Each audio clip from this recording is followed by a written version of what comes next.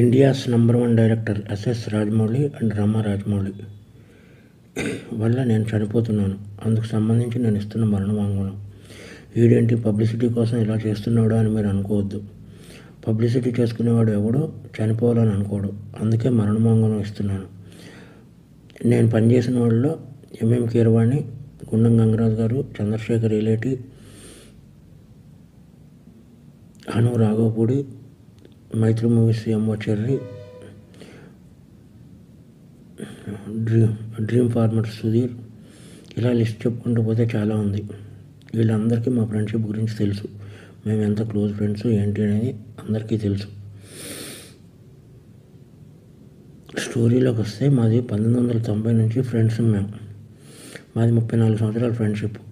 రామాయణం, మహాభారతం ఆడవాళ్ళ వల్ల జరిగాయి అంటే ఏంటో అనుకున్నాను, కానీ ఒక అమ్మాయి వల్ల మేము ఇలా అవ్వాల్సి వస్తుందని కళ్ళలో కూడా ఊహించలేదు. అందరి జీవితాలలోనే మా జీవితంలో కూడా ఒక అమ్మాయి ప్రవేశించింది. ముందు రాజమౌళి, తర్వాత నేను. As it is triangle love story, Arya 2.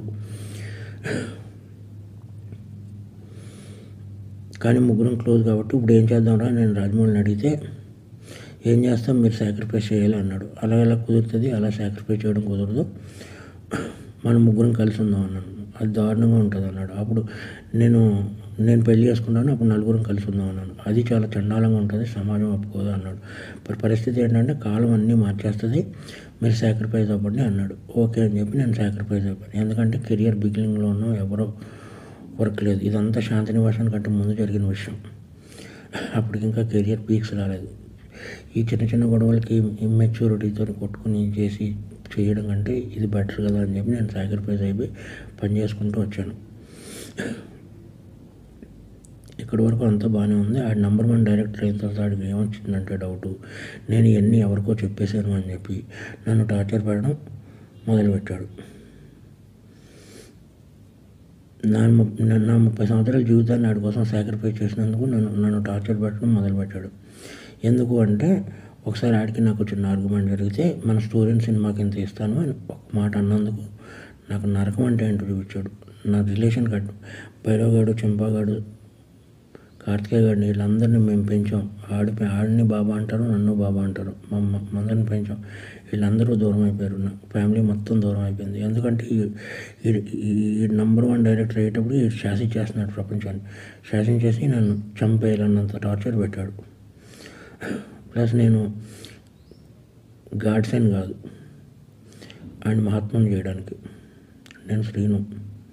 అందుకని చెప్పి నేను ఈ డెసిషన్ తీసుకున్నాను. ఈ డెసిషన్ తప్పు రైట్ అనేది నాకు పర్సనల్. 55 years ఎలాగ అయిపోయినాయి నాకు. 55 yearsలో నో మ్యారేజ్, నో ఇది, ఓన్లీ సింగిల్, ఇలా బ్రతికారు. బట్ ఇలా నా వల్ల నా జీవితంలో ఎవరి జీవితం అవ్వకూడదని యూత్కి నేను ఇచ్చే సలహా ఏంటంటే, కెరియర్ని బిల్డ్ చేసుకోండి, అమ్మాయిల జోలికి వెళ్ళకండి. ఇది ఫ్రెండ్స్ నేను చెప్పదలుచుకున్నది. ఎందుకంటే బాధ వస్తుంది. ఒక ఫ్రెండ్ వల్ల నా జీవితం ఇలా అయిందా. ఒక ఫ్రెండ్ కదా, ఫ్రెండ్ ఎప్పుడో అక్కడ అమరేశ్వర్ క్యాంప్ నుంచి మెడ్రాస్ వెళ్ళి, మెడ్రాస్ నుంచి వైజాగ్ వెళ్ళి, వైజాగ్ నుంచి హైదరాబాద్ వచ్చి ఎన్నో కలలు కానీ ఫైనల్గా నేను ఏ డిస్టర్బ్ చేయకపోయినా సరే వీడందరికీ చెప్పేసి ఉంటాడని ఒకే ఒక రీజన్తో నన్ను టార్చర్ పెట్టడం మొదలుపెట్టాడు. కాబట్టి మీ అందరితో షేర్ చేసుకుని, అట్లీస్ట్ ఆడికి చెప్పినా అర్థమవుతలేదు కాబట్టి మీ అందరితో షేర్ చేసుకోవాలని చెప్పి షేర్ చేసుకుంటున్నాను.